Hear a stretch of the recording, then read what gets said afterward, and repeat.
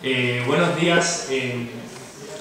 Muchas gracias al Frente Parlamentario Capítulo Colombia por extender esta invitación a apoyar a la FAO y al proyecto de iniciativa América Latina y Caribe sin hambre en esta conmemoración del Día Mundial de la Alimentación. Lo que yo quiero plantear hoy día es básicamente hablar de los fundamentos que están en el corazón para dar sostenibilidad y legitimidad en el largo plazo a las políticas de seguridad alimentaria en los países de la región. Actualmente, en el contexto latinoamericano, nos damos cuenta de que el hambre y la inseguridad alimentaria ya está en una etapa de sensibilidad política, si se quiere. Lo que falta es el logro de compromisos de Estado de largo plazo sobre la base del derecho a la alimentación para que como sociedad seamos capaces de dar el clavo una sola vez con todos los actores y de manera sostenible en el tiempo.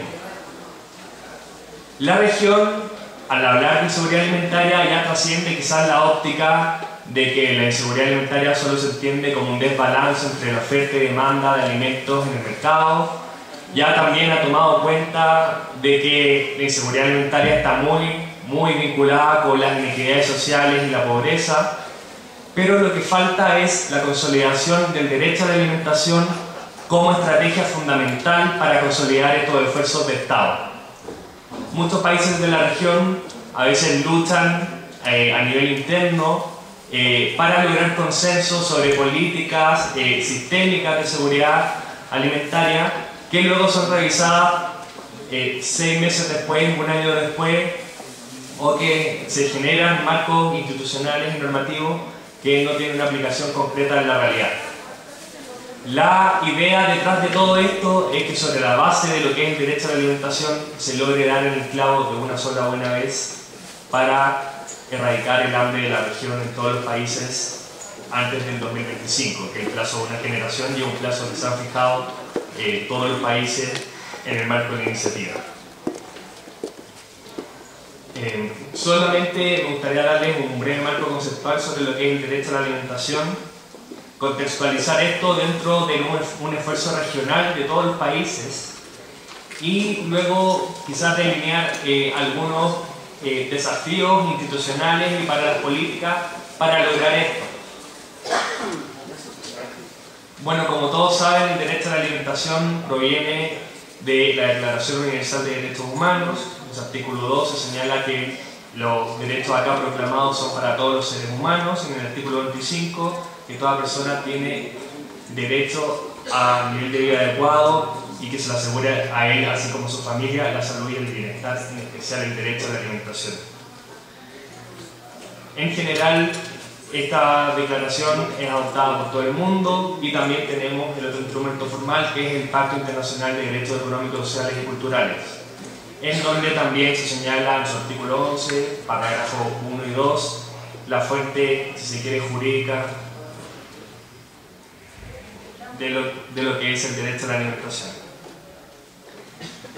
¿Qué es el derecho a la alimentación en la práctica? El derecho a la alimentación en la práctica está normado y está precisado por el Comité de Derechos Económicos, Sociales y Culturales, que sostiene en su observación general número 12 que el derecho a la alimentación adecuada se ejerce cuando todo hombre, mujer o niño, ya sea solo o en común con otros, tiene acceso físico y económico en todo momento a una alimentación adecuada o a medios para obtenerla.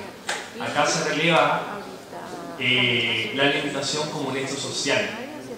Se establece que el ser humano puede acceder a la alimentación también de forma común con otros, y esto es muy importante para el proceso, sobre todo de diálogo y colaboración con la sociedad civil. ¿Qué tipos de obligaciones tiene el Estado en relación al derecho a la alimentación? Derecho a la alimentación, así se sostiene la misma observación general número 12, implica 3 tipos de obligaciones: la obligación de respetar, la obligación de proteger y la obligación de cumplir. La obligación de respetar implica que un Estado no puede tomar ninguna medida que pueda restringir la capacidad de los individuos o grupos, nuevamente, de proveer sus alimentos.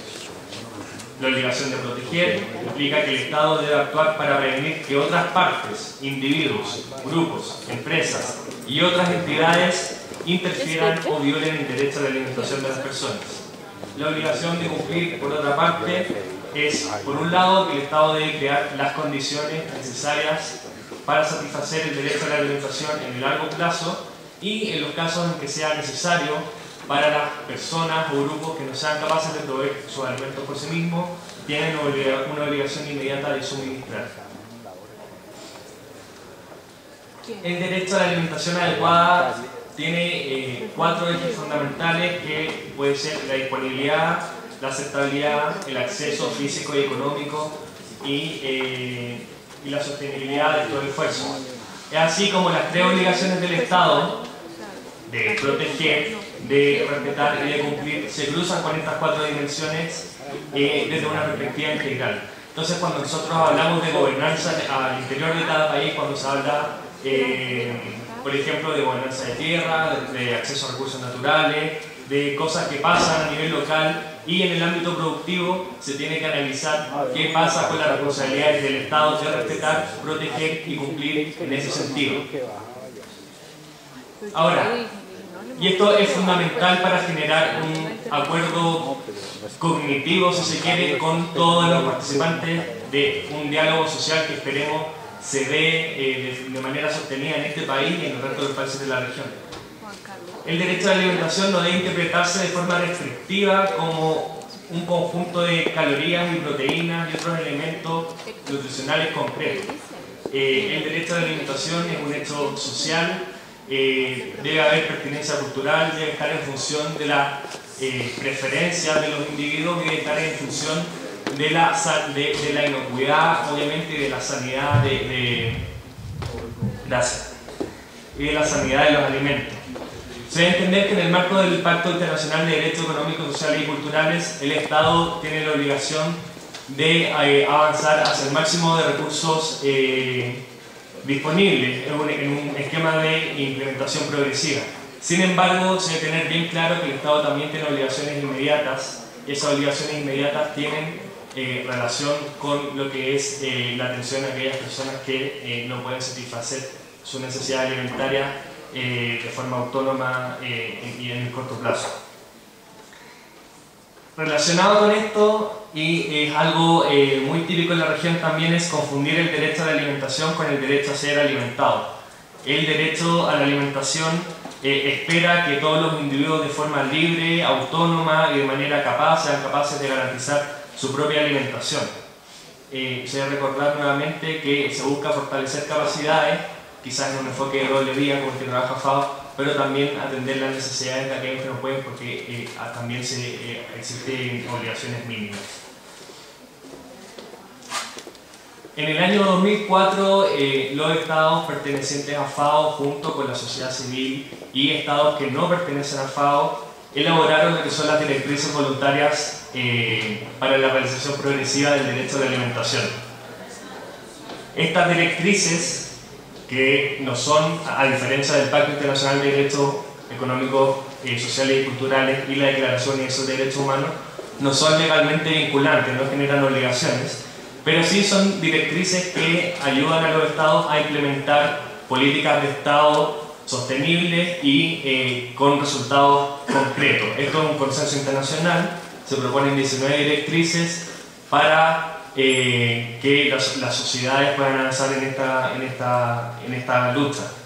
La primera directriz, y desde una óptica muy de interdependencia de todos los derechos humanos, habla del fortalecimiento de la democracia, la buena gestión pública y el Estado de Derecho, entendiendo que los derechos civiles y políticos van vinculados con los derechos económicos, sociales y culturales, y más que una separación conceptual pertinente, esta separación tiene más que ver con motivos históricos que con lo que de verdad importa, que es la interdependencia de todos los derechos humanos.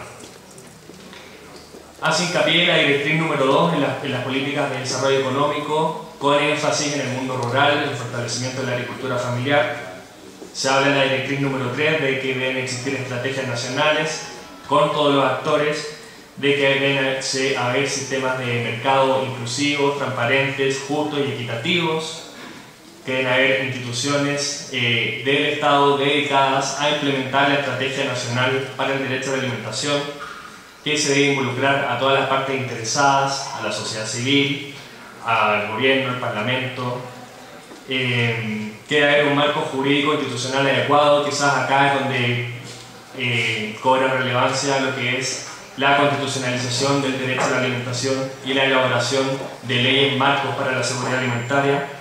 Debe haber inocuidad, debe haber nutrición, debe haber educación, sensibilización, recursos financieros nacionales y así.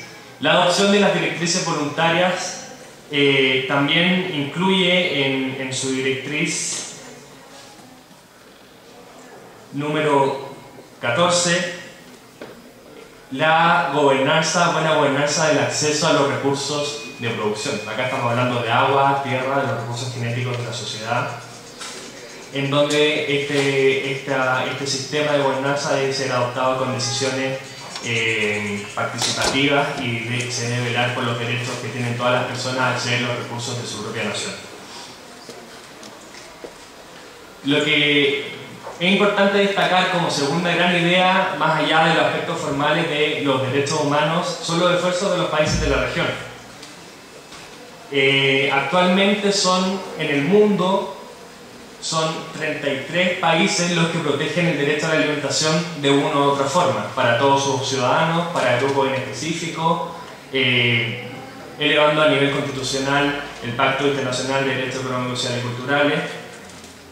El derecho a la alimentación para todos es reconocido en la región por 15 países de los 33 de la región. Para todos se habla de Bolivia, Brasil, Ecuador, El Salvador, Guatemala, Guyana, México, Nicaragua y Haití. Solo para algunos grupos está el artículo 44 que referente a los niños en Colombia, Cuba, Honduras, Surinam en el contexto del derecho al trabajo, y dando rango constitucional al PIDES, Argentina, El Salvador y Costa Rica. De una u otra forma, América Latina lidera lo que es la adopción de marcos jurídicos institucionales en el mundo para la protección y realización del derecho a la alimentación. Esto ha sido destacado en el mes pasado por el relator y actualmente por el mismo director general de la FAO en la sesión del Comité de Seguridad Alimentaria Mundial que se está haciendo en este momento. No basta solo con constitucionalizar el derecho a la alimentación, sino que se tienen que definir leyes marco que den coherencia a la administración pública, que den claridad, que desde un marco de Estado de Derecho, seguridad, y que sobre todo fortalezca la responsabilización y la implementación de políticas claras. La región también muestra un liderazgo notable en este aspecto. Son 7 los países de la región los que durante la última década han elaborado leyes marcos de seguridad y/o soberanía alimentaria para la realización del derecho a la alimentación. Argentina en el año 2003, Guatemala en el año 2005, Ecuador en el año 2006, Brasil en el año 2006, Venezuela y Nicaragua en el 2008 y 2009 y Honduras en el 2011. Aparte de eso, existen actualmente 10 proyectos de ley en 10 países distintos que están siendo considerados en los parlamentos de los países de la región. Si todo sale bien, tendríamos no solo 7, sino 17 leyes marco en 33 países de la región. Adoptar un enfoque de derechos requiere un cambio cultural y cognitivo en lo que es la elaboración de políticas públicas. El punto de partida acá no tiene que ser un sujeto de necesidades que debe ser atendido, sino que debe ser un titular de derecho capaz de exigir prestaciones y conductas por parte del Estado. Este proceso de elaboración de políticas públicas debe basarse en algunos principios: la participación, la rendición de cuentas, la igualdad y la no discriminación, la transparencia, la dignidad humana, el empoderamiento y el imperio de la ley. Es solo a través de cambios en la dinámica tradicional de elaborar políticas públicas es que se podrá adoptar una estrategia general de gobierno y un compromiso de Estado en función del derecho a la alimentación. Si no hay coherencia entre estructura, proceso y resultado final, el derecho a la alimentación y los derechos humanos en general no son realizables en la práctica.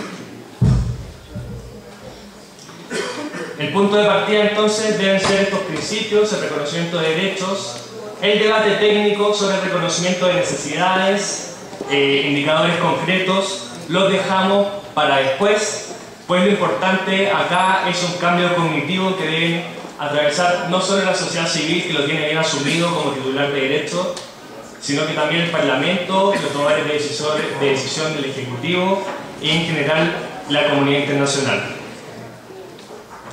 El problema surge desde el esquema tradicional de políticas públicas cuando se identifica una necesidad, existe hambre en tal país, existe hambre en tal localidad, y se pasa inmediatamente a la receta y a mirar qué pasa arriba.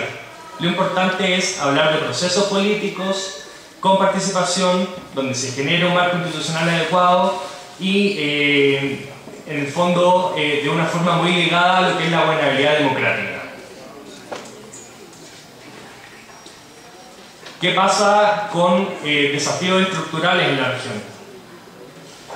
Para todo bien y para todo mal, el Estado es el lugar sin límites para la realización de los derechos humanos. Esto en el contexto latinoamericano y dada la historia que tenemos como región, tiene muchas ventajas, pero también tiene muchos desafíos. Los derechos humanos, si bien el responsable último del Estado, su promoción y su implementación son responsabilidad de todos. Es muy importante también, dada la volatilidad de la región y la debilidad ante los ciclos económicos externos y a los ciclos políticos internos, hacer frente al desafío de la legitimidad y la sostenibilidad. La única forma de hacer frente a este desafío es con la deliberación pública y la participación en la definición del rumbo estratégico y la participación en la implementación misma de las políticas. Esta es la única fuente de legitimidad y sostenibilidad de cualquier política y es más acuciante aún en el contexto del derecho a la alimentación. También en la región, y esto es innegable, existen distintos marcos conceptuales para abordar lo que serían los remedios a esta situación. Existe el marco conceptual de la seguridad alimentaria, existe el marco conceptual de la soberanía alimentaria, existen distintas formas de medir el hambre. Pero lo importante es que antes de llegar a esa dimensión instrumental, como sociedad seamos capaces de reconocer y partir reconociendo que el asunto parte por la integración moral y no funcional de sus ciudadanos. Esto implica revalorizar el derecho a la alimentación y reconocerlo para todos. No solamente para las personas que están en situación de vulnerabilidad, sino que también para las personas que no están sufriendo dificultades. El derecho humano es universal, independiente de que se necesiten luego medidas especiales para cada uno de ellos. Son 4 los desafíos que de forma genérica las sociedades de la región tienen que abordar para poder realizar su derecho a la alimentación. El primer desafío tiene que ver con nuevas aproximaciones a lo social y precisiones prácticas de los discursos. Existe una tendencia a fundamentar políticas en derechos humanos que no tienen un enfoque de derechos humanos. Existe una tendencia a reconocer problemas públicos sin reconocer que el problema público es de derechos humanos y no una simple insatisfacción de una necesidad. Este es un desafío cognitivo que es fundamental. El segundo desafío tiene que ver con la sociedad civil. Se necesita una sociedad activa, reflexiva, informada y dispuesta a participar. Esto puede ser una fortaleza en algunos de nuestros países, pero también es una debilidad en otros países de la región. Por eso lo traigo a colación. Se necesita desde luego un nuevo tipo de planificador social, conductor y facilitador de procesos en donde él considera el Estado solo como un medio y no como un fin. Y obviamente, y acá estos espacios de incidencia son fundamentales, promover una corriente de opinión pública que ensanche el espacio público y el debate y la cultura de derechos en general. Es por eso que el llamado principal que hace la Iniciativa América Latina y Caribe Sin Hambre como compromiso de los países para, desde una perspectiva política y basada en derechos humanos, poder erradicar el hambre en la región antes del 2025 es el diálogo social. Cada país debe definir de forma soberana cuál será su política de seguridad alimentaria, cómo le llamará, qué aspectos debe abarcar, pero lo importante es que en este espacio de diálogo social se dé una lógica de proceso.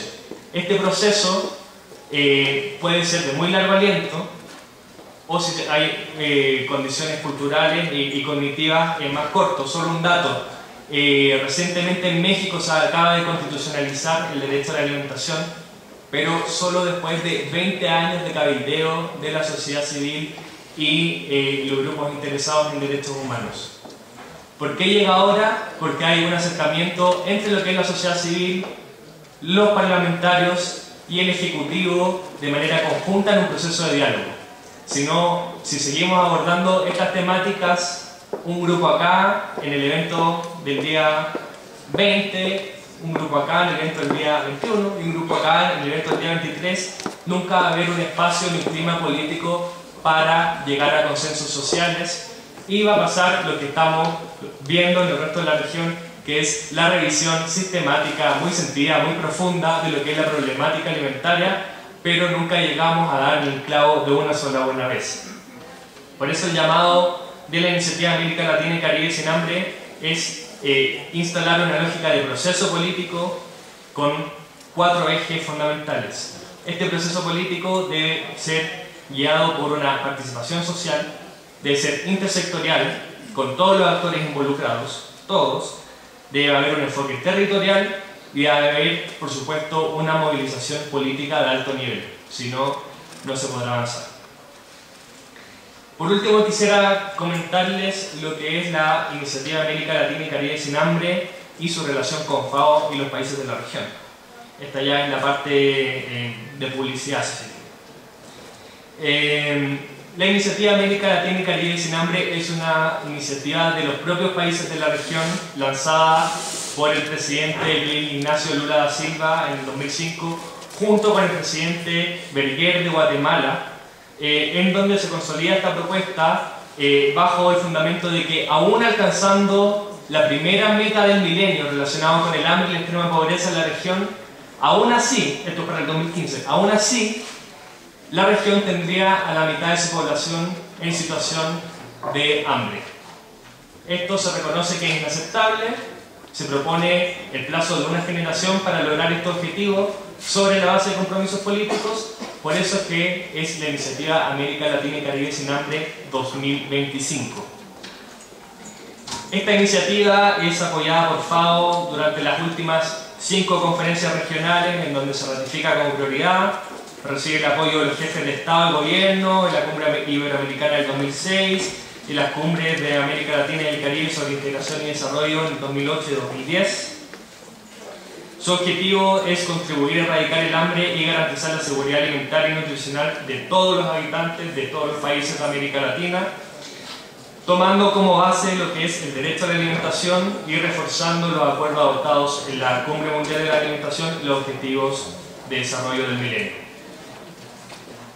La misma dirección de la iniciativa se da a través de las conferencias regionales de FAO, que FAO en este sentido no es dueña de la iniciativa, sino que solo tiene su secretaría técnica para prestar el apoyo necesario desde el punto de vista técnico y político. Se establece un grupo de trabajo, el llamado GRULAC, que sesiona anualmente para poder gestionar este compromiso de Estado. La Secretaría de la Iniciativa, ya les comenté, está en la Oficina Regional de FAO, de donde yo provengo, a través de un proyecto apoyado por la Cooperación Española.